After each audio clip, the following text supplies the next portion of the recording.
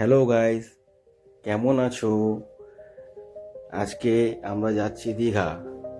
এখন সময় 6:30 গাড়িতে লাগেজগুলো সেট করে নিই, তবে যেতে যেতে কথা হবে।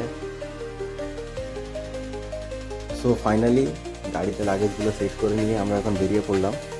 সামনে যেটা দেখছো এটা হলো গাইন্ডি শিপ বিল্ডার্স, আর এই জায়গাটি হলো মিডিয়াপুরুজ। কারা কারা মিডিয়াপুরুজ চেনো বা মিডিয়াপুরুজ থেকে ভিডিওটা দেখছো কমেন্ট করে জানাবে। এখন সময় হলো 7:30।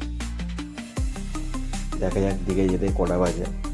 এখন তো রাস্তা ফাঁকাই আছে, সামনে যদি কোনো জাম না থাকে বা ভিড়ভাড়টা না থাকে তাহলে আমরা খুব তাড়াতাড়ি পৌঁছে যাব। চলো যেতে যেতে আরও কথা হবে। এখন সময় হলো 8:05, আর আমরা চলে এসেছি দ্বিতীয় হুগলি সেতু, বিদ্যাসাগর সেতুতে। তোমরা কারা কারা এই সেতুর উপর দিয়ে ট্রাভেল করেছো কমেন্ট করো। আমি তো এই সেতুর উপর দিয়ে প্রায় ট্রাভেল করি, খুবই ভালো লাগে, আর এই সেতুর ভিউটিও খুব ভালো। তোমরা এখন ভিউ এনজয় করো, যেতে যেতে আরও কথা হবে।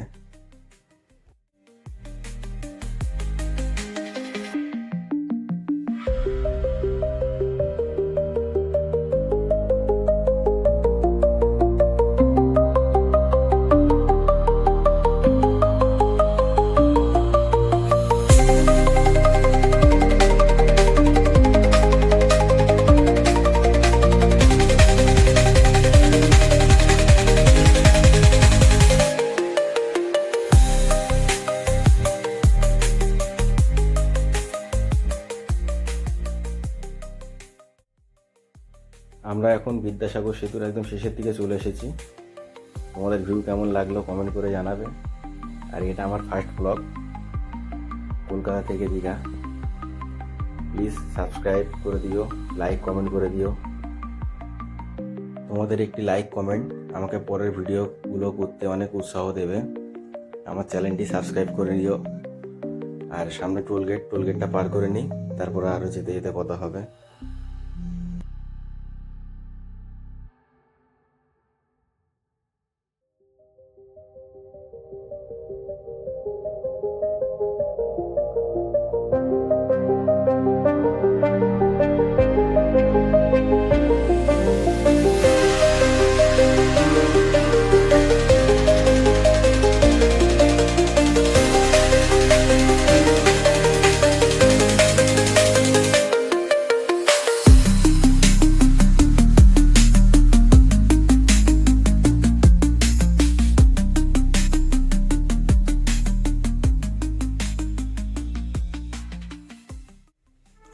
আমরা এখন চলে এসেছি ধুলোগড় টোল প্লাজা।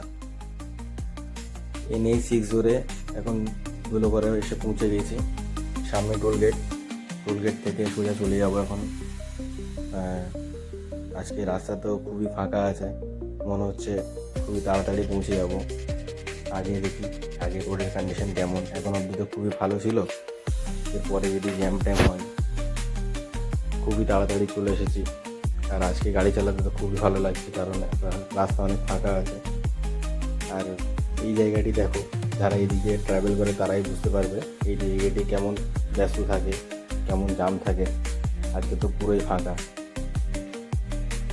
সামনে আরেকটা টোল চলে এলো, এই টোলটা কাটিয়ে আবার আগে একটা টোল আছে। এখন টোল গেটেতে খুব লেট হয় না, কেন ফাস্ট ট্র্যাকের জন্য তো খুবই তাড়াতাড়ি হয়ে যায়। কি বাবা, এখনো খুলছে না কেন? তো আগে করতে হবে।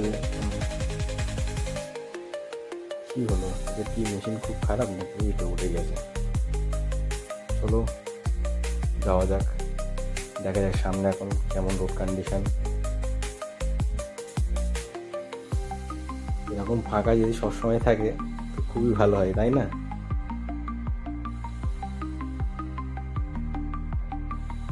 যাক, তোমাদেরকে একটা কথা বলতে চাই, রাস্তায় যতই ফাঁকা থাক না কেন গাড়ি সবসময় লিমিটের মধ্যেই রাখবে। কেন লিমিট ক্রস করে ছোট একটা ভুলের জন্য অনেক বড় ক্ষতি হয়ে যেতে পারে। চলো এখন রোডের ভিউ এনজয় করো, যেতে যেতে আরও কথা হবে।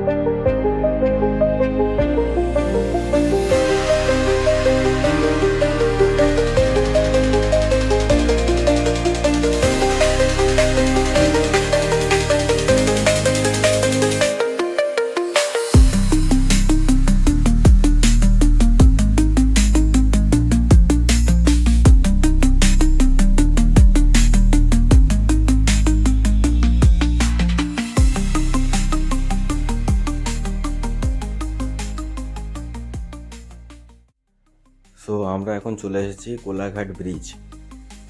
কোলাঘাট ব্রিজ থেকে এই ভিউটা অসাধারণ লাগে। দেখো ভিউটা কেমন লাগছে, অসাম অসাম, খুবই ভালো লাগে আমার এই ভিউটা। আর আজকে রোড এত ফাঁকা ছিল, এত ভালো লেগেছে, আর আমরা এত তাড়াতাড়ি পৌঁছে গিয়েছি কি বলবো। এখন বাজে 9:15।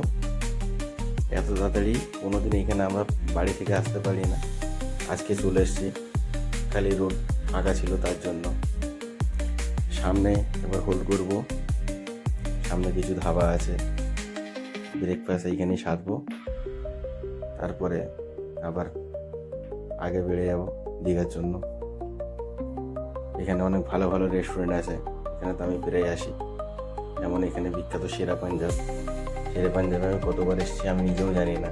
তোমরা কারা কারা শেরে পাঞ্জাবে আসতে ভালোবাসো কমেন্ট করে জানাবে, আমার তো খুবই ভালো লাগে। চলো যেতে যেতে আরও কথা হবে।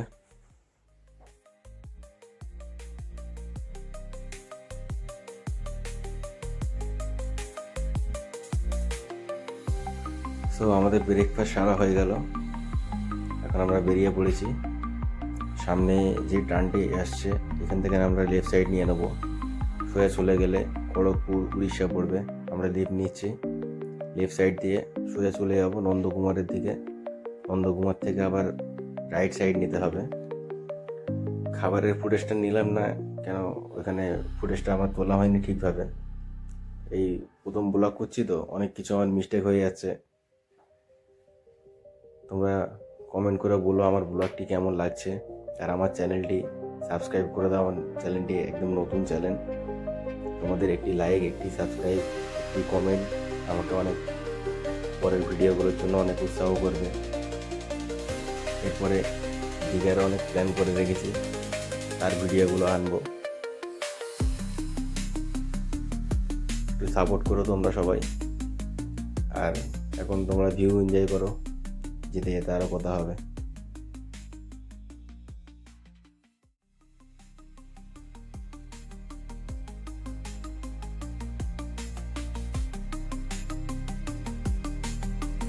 এই জায়গাটা দেখে একটু দাঁড়াবার ইচ্ছা গেল, কেন সামনে ডাবলাকে দেখতে পেয়েছি, তাই একটু দাঁড়িয়ে গেলাম। দীঘা যাওয়ার পথে এই ডাবলাদেরকে দেখলে মনটাই একবার ইচ্ছা যায় একবার ডাবলার কাছে দাঁড়িয়ে যাই, ডাবের জলকে একটু পেটটাকে ঠান্ডা করে নিলাম। আর আজকে দিনটা এত ভালো যাবে আমিও ভেবে উঠতে পারিনি, আজকে রাতটা যে এত ফাঁকা পাবো। এর আগেও আমি এসেছি, ফাঁকাও ছিল, কিছু কিছু জ্যামও পেয়েছি, অনেক জায়গায় প্রবলেমও হয়েছে। আজকে একদম বাড়ি থেকে এখন অবধি একদম ফাঁকা রোড, কিছু বুঝে উঠতে পারছি না আজকে কি হচ্ছে আমার সঙ্গে। এত তাড়াতাড়ি যে আমরা এখানে পৌঁছে যাব এটা ভেবে উঠতে পারিনি। আর রাস্তা তো তোমরা দেখছো একদম ফাঁকা, দুদিকে সবুজ গাছ আর মাঝখান দিয়ে রাস্তা ফাঁকা, এত ভালো লাগছে তোমাদেরকে বলে বোঝাতে পারবো না। দেখো তোমাদের কেমন লাগছে কমেন্ট করে জানাবে।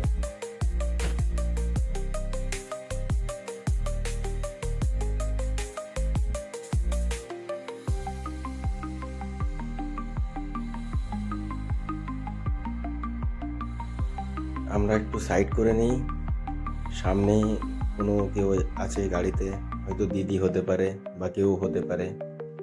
একটা বাইকওয়ালা ইশারা করে দেখালো সাইড করার জন্য, তাই এনাদেরকে সম্মান করে আমি একটু দাঁড়িয়ে যাই। চলো, ওনারা চলে গিয়েছে, এবারে আমরা আগে বাড়ি। হয়তো এনাদের জন্যই আজকে রাস্তাটা এত ফাঁকা, এই রোডটা এতটা ফাঁকা তো থাকে না, থাকে মোটামুটি ফাঁকাই থাকে, কিন্তু গাড়ি এত কম গাড়ি থাকে না। আজকে খুবই ভালোই হয়েছে। আর আমাদের যেটা লাগবে রাস্তা ফাঁকা সেটা পেয়ে গেছি।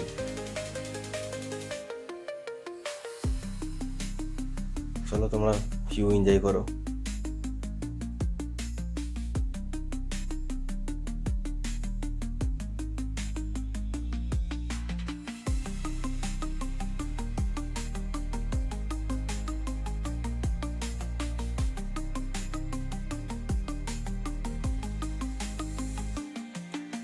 এখান থেকে বাম দিকে গেলেই তাজপুর পেয়ে যাব। তোমরা কারা কারা তাজপুরে এর আগে এসেছো কমেন্ট করে জানাবে। আমিও তাজপুরে এর আগে 2-3 বার এসেছি, কিন্তু কোনোদিন রাত্রে নাইট স্টে করিনি। এবারে দেখি যদি সময় পাই তাহলে এবার তাজপুরের কথা ভাববো। কিন্তু আমাদের মন্দারমণি যাওয়ার একটা প্ল্যান হয়ে আছে, মন্দারমণিতে যাবই। দীঘায় 2 দিন থাকবো, মন্দারমণি 1 দিন থাকবো, এটাই প্ল্যান করে এসেছি বাড়ি থেকে। দেখা যাক, মাঝখানে যদি তাজপুরে 1 দিন গলাতে পারি তাহলে একটু দেখা যাবে।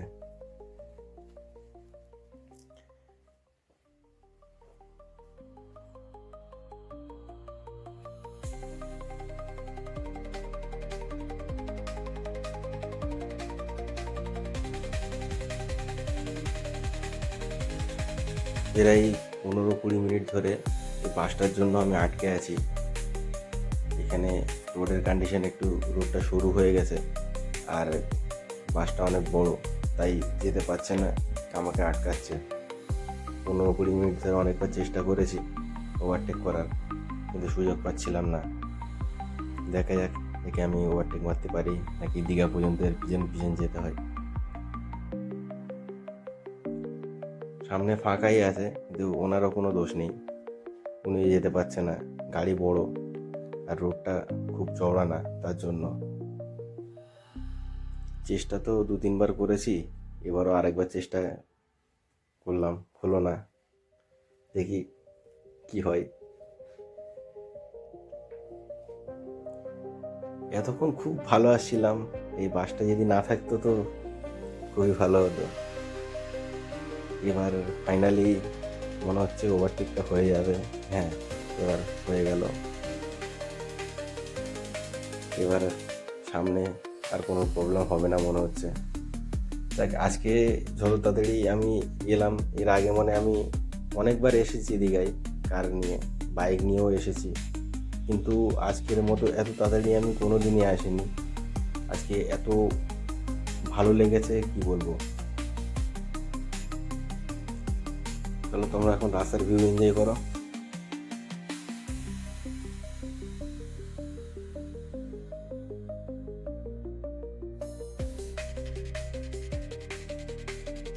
সো ফাইনালি আমরা এখন চলে এসেছি ওয়েলকাম টু দীঘা গেট।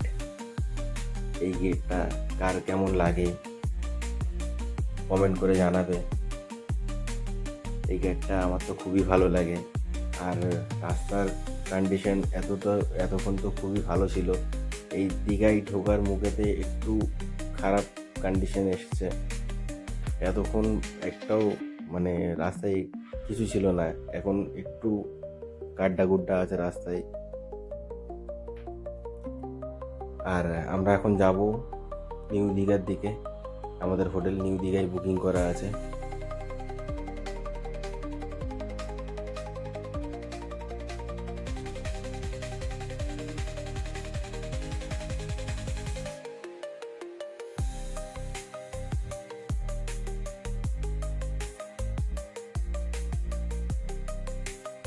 আমরা এখন চলে এসেছি ওল্ড দীঘা। ওল্ড দীঘার এই ভিউটা খুবই অসাধারণ, তাই না? আমার তো খুবই ভালো লাগে, কার কেমন লাগে আমি জানি না। আমরা এখন যাচ্ছি নিউ দীঘার দিকে।